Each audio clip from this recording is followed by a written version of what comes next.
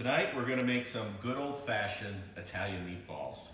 So I've done this for a number of years and I've tried to perfect this recipe. But as I've been doing this, one thing I like is a meatball that's a little moister. So I have got a recipe here that is going to give you a little more moist meatball and with that good old-fashioned Italian flavoring. So you start with the meat. So I use 3 different types of meat here: ground veal, ground beef, and hot ground Italian sausage. You're gonna need some ricotta cheese, some garlic, some bread, some fresh bread that's been diced, some Parmesan cheese, some onions, Italian seasoning, and milk. So those are the main ingredients.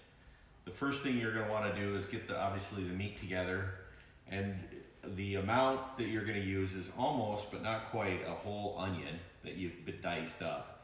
And I'll show you the next step in order to get that moist meatball. We need to moisten that. Now, in order to get these meatballs moist, one of the steps that I go through is I take my diced bread and I'll take about a cup of milk and I'll just pour over the top of this bread and let it sit and soak for about 5 to 10 minutes. Let that bread soak up all that milk. That will help moisten the bread before it goes into the meat.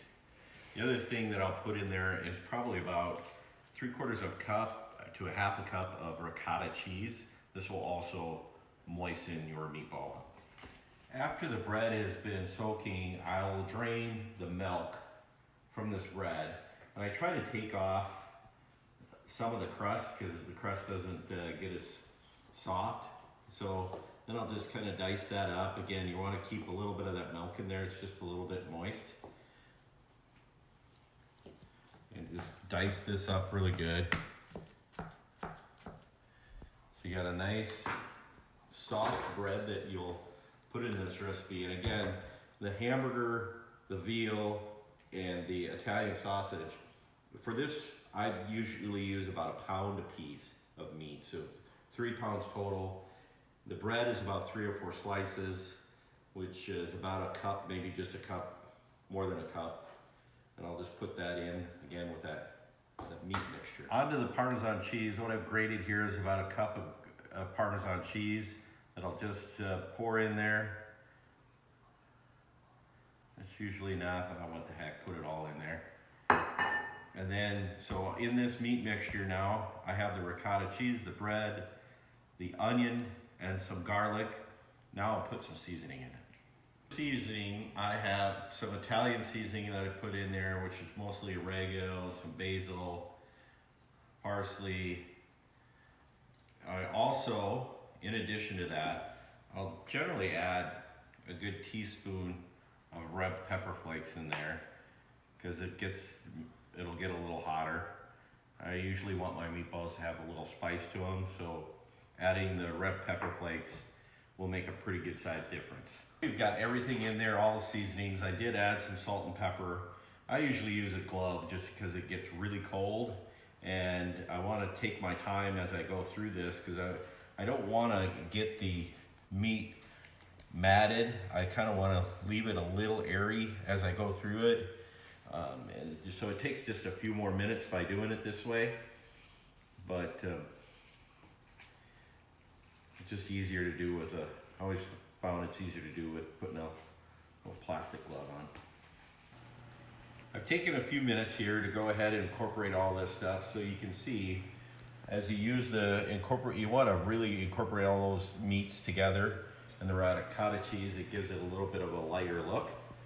But you also got to be careful not to work the meat too much because it will harden it as well. So you got to be a little bit careful as you go through this to break all this meat, incorporate it. I did add 1 egg. I'll usually add 1 or 2 eggs. Too many eggs, I think it'll bind that meat too much together.